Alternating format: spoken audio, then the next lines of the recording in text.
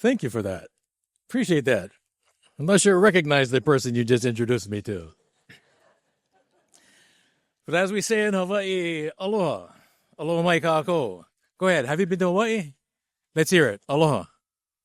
Thank you. You know, that word is not just a greeting. It's a way of being.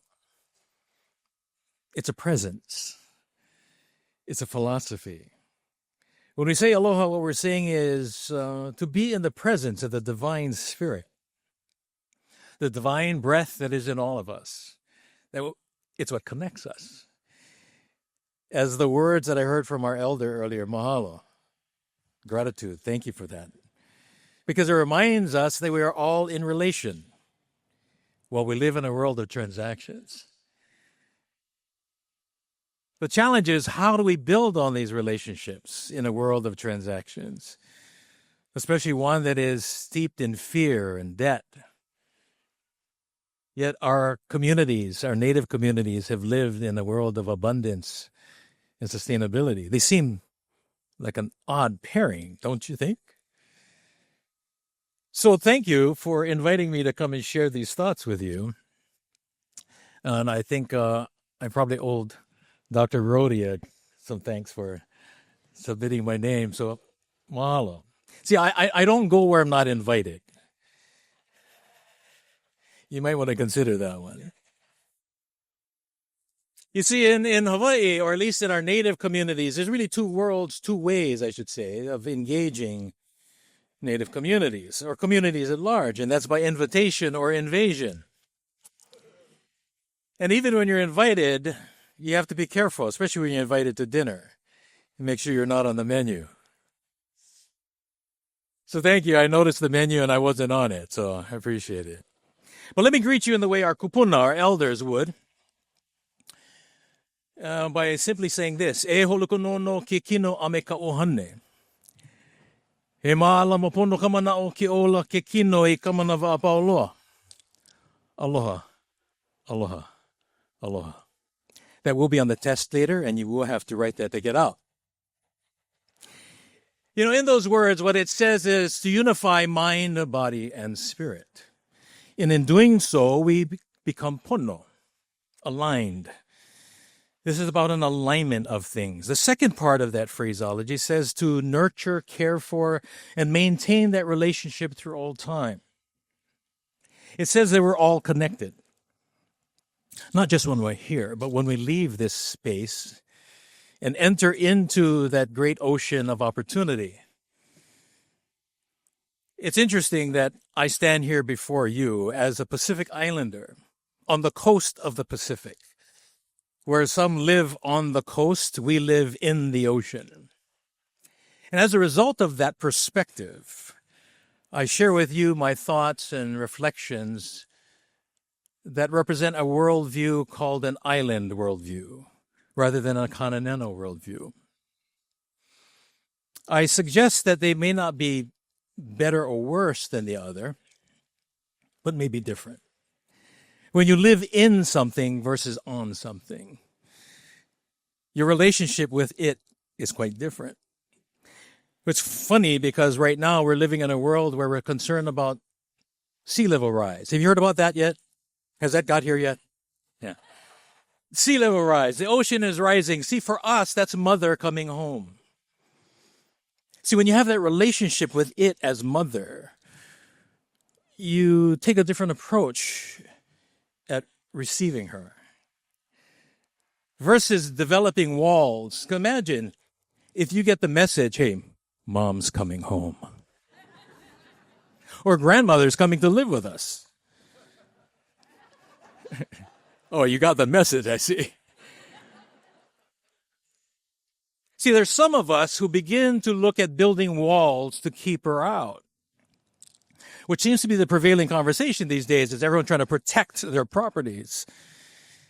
I've been in many conferences of sustainability and things, and it's about insurance. It's about rebuilding. It's about all these policies and practices. And not once do I ever hear anything about the ocean itself.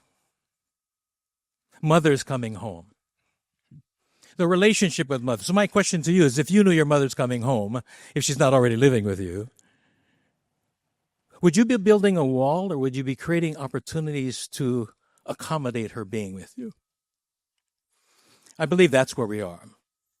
It's to understand that deep relationship between her and us. Yeah. We deal with the concepts of ownership. How do you own something that you're from?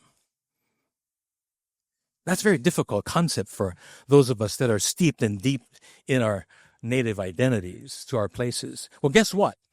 I'd like to offer this, that we're all indigenous to some place.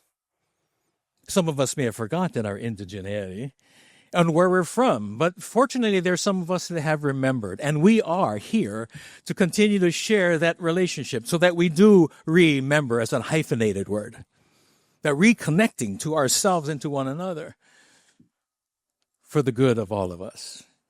See, because the way we operate in the Pacific, at least in Hawaii, is that we've reframed, redefined, and refocused our relationship to it. In fact, the Pacific is known for us as the blue continent. Something that connects, doesn't separate. And I say that because you are, as, and perhaps by default, the extended family of Pacifica, now part of the extended Ohana family of Pacific. So I stand here as a relative, welcome you on your voyage, your journey around this island called Earth, because we're all islanders. So if that's the case, then maybe it makes sense to listen to some island wisdom. As much as knowledge is out there in the world, there's a lot of knowing to know. For some reason, knowledge is outpacing wisdom. And I'd like to offer that if there is a kupuna, an elder, or someone that has contributed to your knowledge through their wisdom, take a moment to acknowledge them. Spend time with them. Because when we lose an elder, we lose a library. We don't just lose a book. And I was fortunate to have been mentored by numerous elders. That's why this ear looks a little longer than the other one. In fact, they still pull on it every now and then. Because they wanted to remind us, don't forget. In Hawaiian, we say, don't forget the ono. Ono means the flavor, the taste. To remember what is good, what is inside. As my students now understand from me, life should be ono. Should be flavorful, should be tasty. Should be something that we look forward to. Don't forget the ono. But we also say that life is an inside job.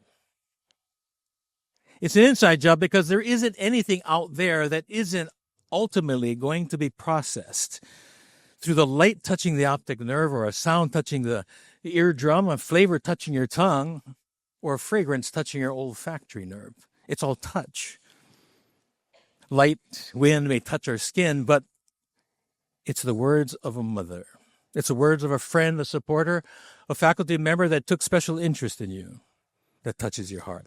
And it is aloha. It is aloha that touches us all. And I'm here today as a message of aloha. That we are now living in a time that one of my elders, and many elders have predicted, that our island Earth would be experiencing illness, disease, dis-ease, disorder, and discontentment. And we can't continue the practice of fixing it. Instead, it needs to be healed. This is a healing practice. And as Auntie Palahi told me, Mahelani, my Hawaiian given name, says, Mahelani, at some point in time, it is Hawaii and aloha that will contribute to this healing. And as now, as you venture out into this new voyage, the continuation of the one you've already started, I offer you that as a compass. Because the maps have completely changed. I'm not sure about you, but things have changed, haven't they? And the reality is, the context in which the content we've been exploring has completely changed. It's changing rapidly. The context we're going into is going to require new content, which requires each of us to question the very thing that we're bringing into this space. Is it one of healing or is it one of fixing? Can we all see the island? This is one of our elders' principles of navigation. Can you see the island as you get into your new canoe? We're all in the same canoe. We don't throw people off the canoe. You can jump. We'll try to bring you back. But we don't throw people off the canoe. Why? Because we all have kuleana, responsibility to the canoe, to one another, and to the island. And hopefully we can voyage and travel together with aloha. And that when someone does misstep or someone does find themselves hanging over the edge, that we can bring them back with aloha. Because this is about all hands on deck. We need everyone. There are multiple truths. Their truth, his truth, my truth, your truth. But when do we start talking about our truth? When do we move to the posture of we rather than just focusing on me? To edify the me. I think we've done really a lot of that recently. And that's why we perhaps find ourselves where we are. But is there an opportunity for us to establish new compasses, new directions, and recognize that the orientation to the old maps are no longer relevant? If that's the case, what is? What does the island look like? And I'm here to suggest that an island that is operating with the spirit of aloha could be a good place to be. Would you agree? Thank you. So let me ask you this. Well, let's do this exercise. This is a quick one, all right? Say this after me. What is it about me that allows me to see in you what bugs me about you? Caught that way. Explain that to the next guy, will you? Think about that. We just said, what is it about me that allows me to see you in a way that bugs me about you?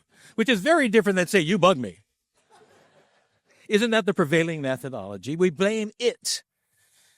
I bring that in because part of your program, I think, is this inside job, is asking the question, really, what is it about me that I brought to this situation that is creating what I'm now seeing in this mirror? Right? Which means if I don't like what I see outside, what did I put in front of the mirror? And how to begin to shift that? What is it about me? What did I bring into the situation that is creating this tension, this fear, this anxiety, or maybe the aspiration? What is it about me? What can I begin to do? So what is it about us that we can bring into this new space in this voyage? So I borrow from this poet. I believe his name is Marcel Proust. If you've heard this before, bear with me. But he talks about a voyage, and he says, a voyage of discovery is less about seeing new landscapes, but really about developing new eyes. I think that's what education's about, right? You're not going back to the world you just came from. Hopefully you're going back to a different world because your eyes have changed. If anything, your faculty, your family and friends have helped to shape those lenses in such a way that we begin to see it differently because it is different. And if I go back to the concept, what is it about me that allows me to be the way I am because of what I heard, what I saw, what I was triggered by the external world, maybe then I can begin to navigate the inner space a little better than the outer one. Simply put, if we allow externalities to continue to define who we are, how we feel, how we think, isn't that a victimhood? Aren't we allowing ourselves to be victims of those externalities? If that's the case, we have choice. And you chose to be here. All of us chose to be here now. For whatever gift that is, we've chose that to be here. Now we can choose where we go next. Does that make sense, Eo?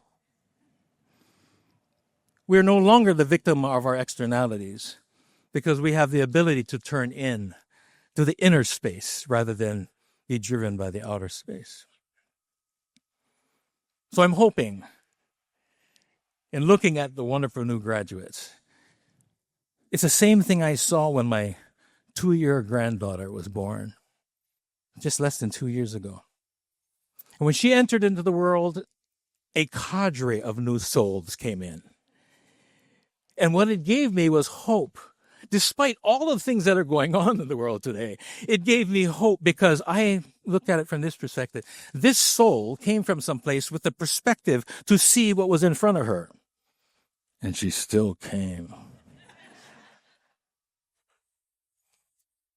So she's either part of the problem or part of the solution.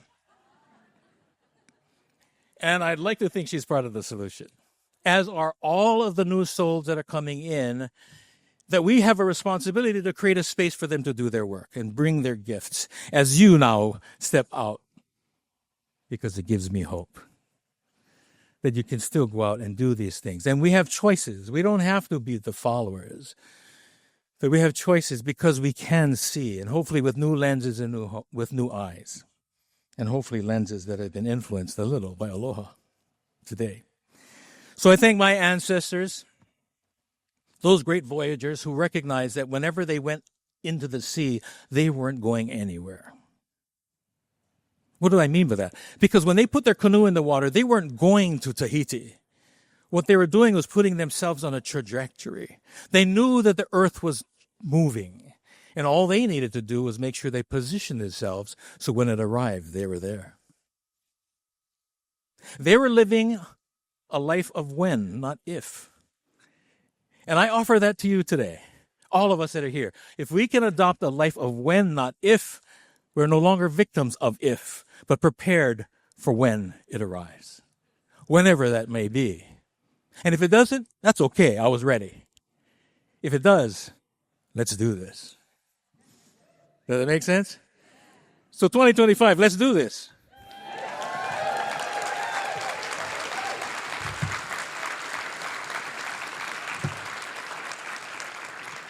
You know, in numerology, I'm told, 2025 equals 9. And 9 is supposed to be the end of an old period and starting a new one. Quite appropriate on this, the 24th day of May, to start a new one. I really couldn't find anything that spoke to aloha in the way that I wanted to.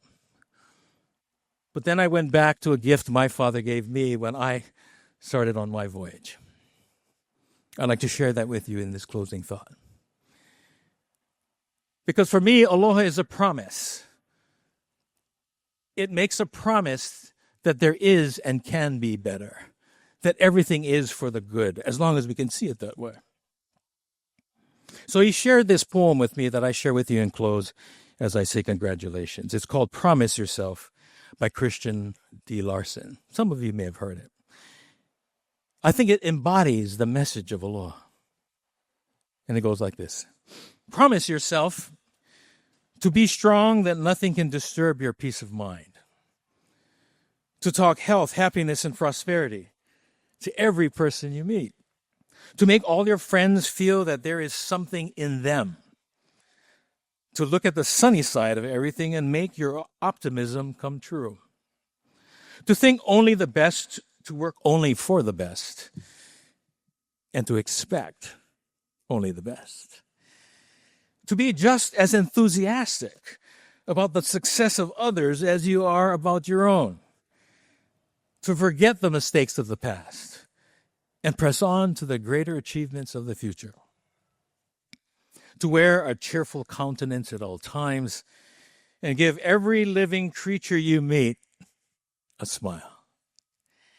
To give so much time to the improvement of yourself that you have no time to criticize others. To be too large for worry, too noble for anger, too strong for fear, and just too happy to permit the presence of trouble. To think well of yourself and to proclaim this fact in the world, not in loud voices or cries or words, but through great deeds. To live in faith that the whole world is on your side. So long